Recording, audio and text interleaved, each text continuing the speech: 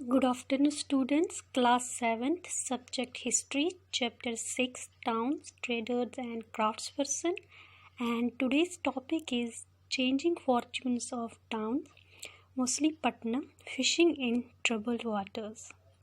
Student changing fortunes of towns में आज तक आपने पढ़ा किया अबाउट हम्पी एंड सूरत, और आज हम जिस काफ़ी फेमस मिडिवल टाउन की बात करेंगे और जो साथ में सूरत की तरह एक सी पोर्ट था for trade in medieval time, उस जगह का नाम है मछलीपट्टनम।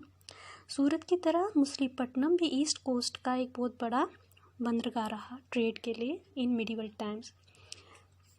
मछलीपट्टनम का मतलब तेलुगी, वहाँ की लोकल लैंग्वेज में, जैसे यहाँ कश्मीरी है वैसे वहाँ की लोकल लैंग्वेज तेलुगु है, तो उसमें मछलीपट्टनम का मतलब होता है फिश पोर्ट टाउन। क्योंकि समंदर के किनारे है तो यहाँ पर बड़ी तादाद में मछलियाँ मिलती है और वहाँ मछलियों का ट्रेड होता था, तो उसी की वजह से यहाँ का इस जगह का नाम पड़ा मछलीपट्टनम।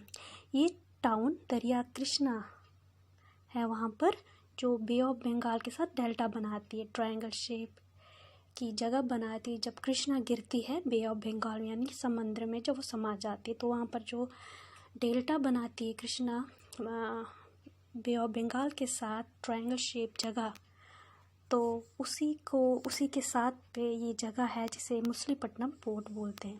प्रेजेंट में ये स्टेट आंध्र प्रदेश के ईस्ट कोस्ट में प्रेजेंट है। जो आंध्र प्रदेश स्टेट है उसका बिल्कुल ईस्ट का कोस्ट में ये मछलीपट्टनम जगह और पोर्ट है। Medieval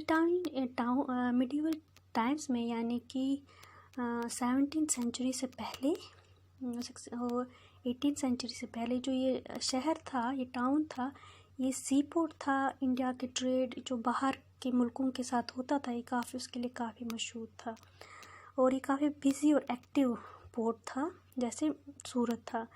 Dutch east India company, English east India company, दोनों के बीच इस पोर्ट को कब्ज़ा करने की जद्दोजहद चलती रही। डच ईस्ट इंडिया कंपनी ने मछलीपट्टनम पोर्ट को कब्ज़ा करने के लिए यहाँ पे किला भी बनवाया था, मगर उन दिनों यहाँ पर कुतुबशाही बादशाहों की हुकूमत थी। इसकी वजह से उन्होंने यहाँ पर बाहर के मुल्कों को यहाँ के बाज़ार पर कब्ज़ा करने के लिए, कब्ज़ा ना करे इसके लिए उन्होंने काफ़ी पाबंदियाँ लगाई। काफ़ी स्ट्रिक्ट रूल्स है यहाँ पर, जो कुतुबशाही रूलर्स उन्होंने काफ़ी सख्त पाबंदियाँ लगाई थी ताकि लोकल ट्रेडर्स को कोई नुकसान ना हो, यानी कि पूरा जो व्यापार है, मार्केट है, वो यूरोपियन लोगों के पास ना चला जाए। इस बंदरगाह पे यूरोपियन ट्रेडर्स के अलावा और भी जो बड़े बड़े ट्रेडर्स थे, बिजनेसमैन थे, उनका कब्ज़ा वो चाहते थे वो इस पर कब्ज़ा करें ताकि उनको फ़ायदा मिले। जैसे गोलकुंडा के तो थे ही, जो बड़े बड़े अमीर लोग बिजनेस, वो तो थे ही। जो फ़ारस से लोग आए थे कारोबार के लिए, वो भी चाहते थे कि उस पर कब्ज़ा करें और पूरे मार्केट पर अपना दबदबा बनाए रखे अपने प्रॉफिट के लिए। तेलुगी, कोमती, चेतीस थे जो बिज़नेस फैमिली से बिलोंग करते हैं, इनका काम ही बिज़नेस ही होता है। चेतीस, उनका भी इस पर था कि वो इसको कब्ज़ा करें। साथ साथ में यूरोपियन ट्रेडर्स तो थे। इसकी वजह से इसको कब्ज़ा करने की चाह में यहाँ के मार्केट को, यहाँ के ट्रेड को पोर्ट कब्ज़ा करने के लिए और अपने फ़ायदे के लिए ये जो सारे ट्रेडर्स थे वो कुछ तो यहाँ बस गए, कुछ ने अपना मार्केट स्टार्ट की। इसकी वजह से क्या हुआ, जो ये पोर्ट था मछलीपट्टनम, ये काफ़ी यहाँ पर आबादी बढ़ गई, साथ साथ में काफ़ी प्रॉस्पर्स, अमीर होने लगा।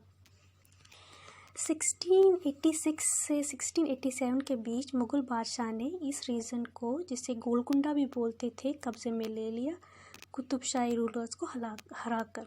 इसकी वजह से यूरोपियन ट्रेडिंग कंपनीज़ को दूसरे पोर्ट में जाकर तिजारत और माल लाने जाने के लिए दूसरी जगह, दूसरा बंदरगाह ढूंढना पड़ा, क्योंकि ये कंपनी तिजारत के अलावा बाज़ार, सियासत और एडमिनिस्ट्रेशन पर कब्ज़ा करना चाहती थी ताकि ट्रेड का सारा फ़ायदा इन्हें मिले, कंपनीज़ को ले।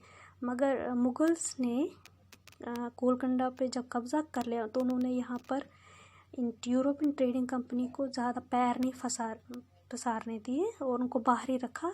इसकी वजह से ये कंपनियां क्या हुई, इन्होंने दूसरे बंदरगाह पर शिफ्ट करना स्टार्ट किया जहाँ मुगल्स का इतना दबदबा नहीं था, जैसे कलकत्ता, बम्बई, वो शिफ्ट होना स्टार्ट हो गई। ये एक बड़ी वजह रही कि जो मछलीपट्टनम था उसमें जो बढ़ रहा था व्यापार और शानो शौकत जो थी वहाँ पर, वो 18वीं सेंचुरी आते आते वो कम होने लगी और ये डिक्लाइन की तरफ चला गया। और बम्बई और कलकत्ता जैसे छोटे छोटे ही पोर्ट थे उस टाइम, वो उनकी डेवलपमेंट होती और आज वो इतने बड़े शहर हैं। तो 18वीं सेंचुरी आते आते ये जो है मछलीपट्टनम पोर्ट, इसकी जो शानो शौकत वो कम हो गई। वो जो शोर शराबा होता था, बिज़ी एक्टिव ट्रेड जो होता था मछलीपट्टनम में, वो ख़त्म हो गए और शिफ्ट हो गए कलकत्ता और बम्बई। और आज जब देखोगे प्रेजेंट में तो ये एक छोटा सा शहर है, उतना बड़ा नहीं जैसे ये मिडिवल टाइम है। उसकी जगह आप देखोगे बम्बई और कलकत्ता आज इंडिया के नहीं दुनिया के भी बड़े शहरों में इनका गिना जाता है।